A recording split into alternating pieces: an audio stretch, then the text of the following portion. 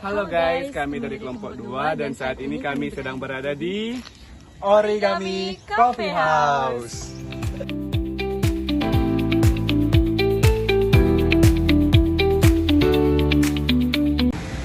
Halo, selamat siang Kak. Terima kasih sudah bersedia dan meluangkan waktu Kak untuk berdiskusi bersama kami. Tapi sebelum itu perkenalkan kami dari kelompok 2, mahasiswa Universitas Samratulangi Fakultas Pertanian, program studi Teknologi Pangan. Saat ini kami akan berdiskusi dengan Kak. Tapi maksud dan tujuan kami ke sini ingin melengkapi tugas kami kewirausahaan. Tapi sebelum itu bisa Kakak memperkenalkan diri dan sedikit bercerita tentang kafe ini. Oh iya. Terima kasih atas kesempatan memberikan. Nama saya Nurani Kesep. Saya sebagai owner di Origami Coffee House. Sedikit cerita, Origami Coffee House itu berdiri dari tahun 2017. Walaupun tahun 2020 sempat ada COVID-19, naik turun penjualan itu kan pasti naik, pasti turun. Dan dia berlaku sampai tahun 2021 kalau nggak salah. Jadi dia penjualan agak turun, tapi bersyukur sampai saat ini Origami Coffee House masih bertahan sampai sekarang ini. Ya, mungkin seperti itu. Yang baik, kami akan masuk ke dalam sesi pertanyaan. Yang pertama, apa kegiatan utama yang dijalankan kafe ini untuk memastikan operasional dan pelayanan yang optimal?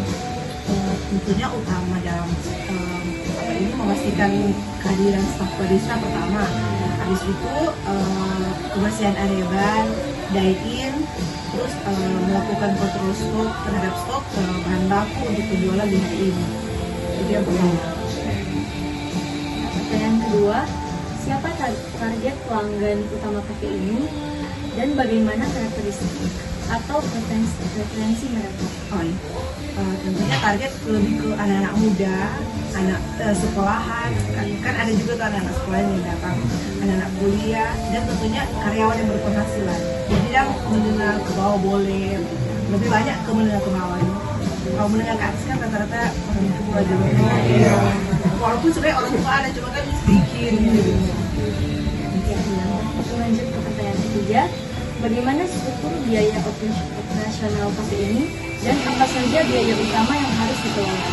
Kalau lebih rinci sih mungkin nggak bisa banget kalau mau diungkapkan. Cuman biaya utama itu untuk operasional tentunya gaji karyawan, belanja bahan, listrik, internet atau wifi, itu pegang gitu. Kalau di sini tuh mau nanya nih, kalau misalnya kita bicara tentang value proposition ya, nah kalau misalnya secara definisi itu kan kayak value proposition itu kayak nilai yang ditawarkan oleh perusahaan gitu kepada calon pembeli gitu kan. Nah kalau misalnya nih anggaplah saya sebagai calon pembeli gitu kan, kira-kira customer, kira-kira value apa sih yang kafe kakak berikan gitu kepada saya kalau saya beli produk kakak gitu? Mungkin pertama lingkungan sih, maksudnya dalam hal itu di sini yang di tempat ini. Soalnya ini kan nggak dekat dengan tidak keramaian kota dan lebih ke pemandangan istilahnya. Jadi ya betul, dia lebih ketenangan begitu kan. Jadi itu pertama tentunya lingkungan yang tenang, jauh dari keramaian, dan salah satu itu pemandangan kota Manado begitu kan. Kalau dari sini ya. Tentu dan pilihan menu yang variatif kalau untuk orang dari kafe sini dan kalau untuk customer itu orang gitu. Habis itu orang juga menggunakan bahan itu premium. Lalu untuk baik minuman ataupun makanan begitu. Jadi kalau pelanggan datang sebenarnya tak jamin sih tidak akan kecewa sih. Ada harga, ada kualitas.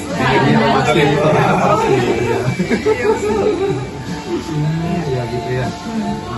Oke, kalau misalnya tadi kan kita ngomongin value proposition, mungkin sekarang saya mau tanya kalau dari segi customer relationship gitu, hubungan dengan customer, dengan pelanggan gitu ya. Nah, mungkin kan ini juga ada hubungannya sama yang value tadi, karena kan value itu kan apa yang diberikan, sedangkan kalau relationship itu kan kayak komunikasinya, begitu kan komunikasinya. Jadi kalau dari kakak sendiri kira-kira ada nggak sih kayak cara yang kakak terapin gitu supaya bisa kayak dapetin customer juga bisa mempertahankan customer tersebut? Kalau orang di sini sih sistem salam sapa.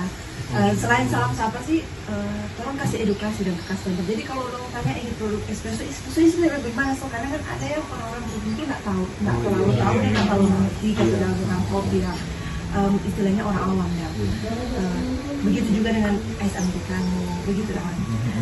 Karena begini ya, ada orang selalu bilang kalau minum kopi itu pasti asam lambung. Sebenarnya bukan kopi yang salah. Kalau kopi mungkin boleh bikin asam lambung kalau misalnya orang itu keluar pakai gula begitu dan tapi kalau es americano atau espresso itu nggak akan bikin asam lambung.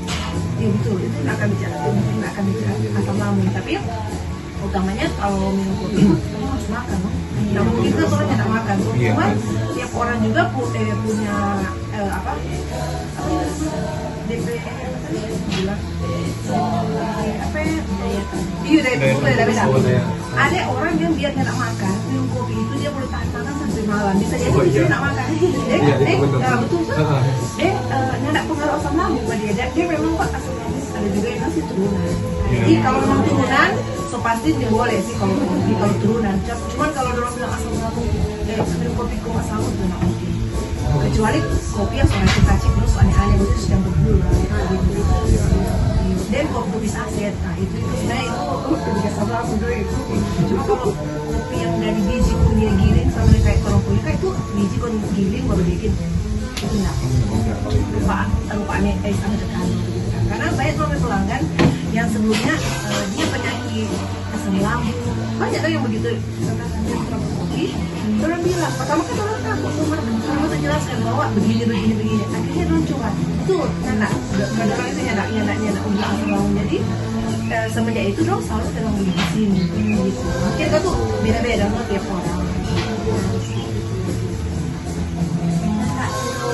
Menghani jaringan profesional cafe ini, kami ingin mengetahui lebih lanjut nih tentang mitra utama yang bekerja sama dengan cafe ini. Misalnya siapa saja mitra utama yang mendukung operasional cafe serta pemasok bahan baku atau penyedia jasa produk. Kalau mitra utama sih sebenarnya sekarang udah ada kerjasamanya dengan mitra-mitra, cuman kalau untuk supply barang dari orang itu terus ambil dari kalau untuk bis terus ambil dari Depa Roastery, terus benih kopi roastery lagi yang benih yang di kampus. Terus kalau untuk press mill sekarang dari PT SRB. Ya, tapi itu orangnya kerja sama, cuma kayak beli gitu ya. Iya, beli. Kan beda juga tuh kalau mitra kerja sama dengan cuma dia kan terus kalau bahan-bahan pendukung berupa kayak makanan dan bahan-bahan pendukung makanan itu orang beli di sini sama berdekatan. Awal tadi kan bicara tentang mitra utama. Kalau dari saluran nih dalam memahami strategi pemasaran kafe ini, komunikasi kafe ini kami ingin lebih tahu lebih lanjut tentang saluran yang digunakan, melalui saluran apa misalnya untuk kafe ini mempromosikan dan menjual produk dan berkomunikasi dengan pelanggan. Kalau itu orang pakai Facebook dengan Instagram, cuman lebih ke Instagram soalnya kan kalau Instagram sekarang anak-anak muda lebih banyak yang lebih ke Instagram. Kalau Facebook itu ya tua yang saya mau bilang itu yang anak muda tentunya di Instagram itu lebih banyak. Orang selalu pakai itu untuk promosikan promo gitu. Begitu. Mungkin dari dalam menjalankan bisnis kafe ini tentunya kan ada beberapa faktor utama supaya operasionalnya itu kan berjalan baik. Nah, setiap kafe pasti memiliki sumber daya yang mendukung baik dari segi mungkin tenaga kerja, peralatan maupun lokasi. Nah, bisa mungkin Kak jelaskan sedikit apa aja yang sumber daya utama yang dimiliki dari kafe ini supaya menunjang kegiatan operasional. Pertama yang menunjang orang dalam operasional itu orang ada baris. Dari saya itu 3 orang, yang satu itu yang 2 pakai. Terus selain produk barista, orang juga ada mesin pendukung dan dalam promo buat profesional bikin kopi itu mesin espresso. Terus abis itu ada mesin kopi lagi yang untuk giling. tentunya ada lagi pendukung seperti tas, freezer, pengisi susu dengan bahan lain yang ada kompor lagi dan lain-lain yang di belakang itu buat makanan gitu. Yang selanjutnya mungkin ini agak sedikit komplikat ya kalau soal sampai yang seperti ini. Jadi kan setiap bisnis mungkin punya strategi sendiri ya dalam memperoleh keuntungan. Nah, selain penjualan makanan dan minuman, ada berbagai model pendapatan yang bisa diterapkan dalam bisnis kafe. Nah, mungkin bisa Kak jelaskan sedikit juga model pendapatan seperti apa yang diterapkan oleh kafe ini supaya dapat mungkin menghasilkan keuntungan tambahan. Kalau cocok lebih dikatakan dari itu margin penjualan produk dari penjualan kafe ini dan jadi nggak yang lebih dari itu karena sampai pasar cuma dari ini tuh makanan yang begitu banyak. Terima kasih untuk jawaban dari Kak dan semoga ini jawabannya dapat bermanfaat dan memberikan wawasan yang luas untuk kita semua. Dan sebagai penutup mungkin ada kata-kata kesan dan pesan untuk mereka mungkin yang pengen buka usaha seperti ini juga, karena saya semangat lah. Saya sendiri juga sebenarnya dari dulu juga punya motivasi pengen buka kafe seperti ini sebenarnya, tapi ya masih belum menemukan motivasi yang lebih kuat. Jadi mungkin ada mungkin nggak panjang-panjang sih. Kalau orang mau berusaha, entah itu mungkin kedepannya mau berjalan bagus ataupun enggak, kayaknya lebih bagus itu orang bertahan. Karena dalam usaha itu orang bertahan, orang kan nggak akan pernah tahu customer lain. Misalnya kita ada satu customer baru, kalau orang bertahan dengan produk juga bagus, produk yang bagus, pasti dia akan guide lagi customer yang lain. Jadi kan produk itu nggak akan mampu ditambah dan jadi akan berkembang terus. Karena kan usaha itu ada kan yang mulai dari langsung besar, kecuali itu memang kalau ada modal yang besar. Cuma kalau usaha yang mulai dari kecil, usaha itu bertahan konsisten dalam penjualan produk dan hal-hal yang bagus dan yang boleh tampilkan dari itu hal begini dalam produk penjualan. Terima kasih banyak untuk waktunya Kak. Ya, terima kasih. Semoga ini dapat menjadi motivasi untuk kita semua dan semoga bisnis ini dapat berkembang lebih besar dan semoga sukses.